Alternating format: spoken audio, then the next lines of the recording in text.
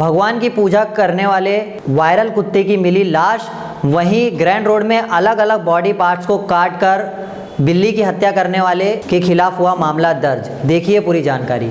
Mumbai TV, हर खबर सच के साथ। मैं हूं अफजल शेख और आप देख रहे हैं मुंबई टीवी। मुंबई में दो अलग अलग जानवरों से जुड़ी हुई घटनाएं सामने आई है, जहां पर पहली घटना जो है एनआरआई कंपाउंड से देखने को मिली है, जहां पर एक कुत्ता जो कि काफ़ी ज़्यादा सोशल मीडिया पर इन दिनों वायरल था, जो भगवान की पूजा करने में भी उसका नाम था, वो उसी कुत्ते की हत्या कर जो है उसकी लाश फेंक दिया गया, ऐसा लोगों ने आशंका जताते हुए एनआरआई पुलिस स्टेशन में मामला दर्ज कराया है। एनआरआई पुलिस स्टेशन ने क्या इस पूरे मामले को लेकर के जानकारी दी है वो हम आपको सुनाते हैं, और साथ ही हम आपको बता दें एनआरआई जो इलाका है उस इलाके में दो गुट है, कैट और डॉग्स पालने वाले। इन दोनों लोगों का ये कहना है कि ये जो जानवर है जहाँ जन्म लेते हैं वहीं पर इन्हें हम पालना चाहते हैं और इन्हें जो है हम सेवा देना चाहते हैं, और साथ ही साथ जो ये बिल्ली और कुत्ते पालते हैं उन्हें शौच के लिए अपने घर में ले जाते या इन्हें कोई परिसर से दूर ले जाया जाता है, ऐसा उन्होंने कहा है। और वहीं दूसरी घटना जो है नागपाड़ा पुलिस स्टेशन ने मामला दर्ज करते हुए बताया है कि एक बिल्ली की अलग अलग बॉडी पार्ट्स को काट कर ग्रैंड रोड के सुलेमान बिल्डिंग के पास फेंक दिया गया, और सुलेमान बिल्डिंग मंजिल ये जो परिसर है यहाँ पर इस बॉडी पार्ट को काट कर फेंका गया। एक एडवोकेट ने इस पूरी मामले की जानकारी जो है पुलिस स्टेशन तक पहुंचाई, तो पुलिस ने एनिमल एक्ट के तहत मामला दर्ज किया है। बिल्ली के सिर हाथ पैर कटे हुए मिले थे, ऐसी जानकारी ट्वीट के माध्यम से एक एडवोकेट ने दिया है। देखिए पूरा घटनाक्रम।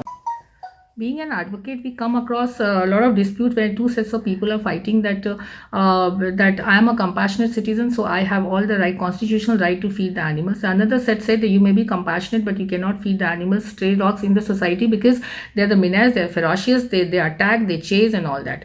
So you may be a dog hater, you may be a dog lover, but in all the cases you have to abide by the law. The law says that under the ABC program, Animal Birth Control Program, the dogs cannot be relocated, cannot be killed, cannot be moved. They have to be in the area where they are, and otherwise the ABC program will fail. The ABC program is the worldwide accepted program for the eradication of rabies, and the entire world is following this program, including India. Many municipal corporations have successfully implemented and many have failed. The dog feeders are feeding the animals and sterilizing the animals, which is actually the responsibility of the municipal corporations. Now the dispute is that you have dog feeders want some designated area to feed the animals.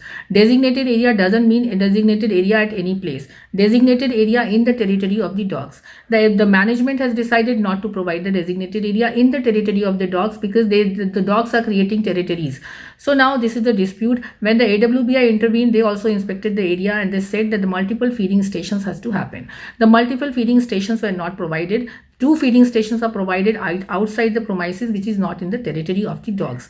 Now, thereafter, the dog feeders were imposed fine of rupees 5,000 rupees every day in the name of littering the premises. Thereafter, this unfortunate incident of death of the dog has happened, which is raising concern of this compassionate citizen. There is some foul play. So now the body has gone for the postmortem. Viscera report is awaited. When the report comes, then the accountability has to be fixed. However, prima facie inspection के बाद जो vet ने बोला वो ये बोला कि this was poison. This may be a case of poisoning. So this is the issue. However, whatever it is, this is very unfortunate. The dogs are being killed, and this kind of activities are happening. And by doing so, the entire ABC program will fail.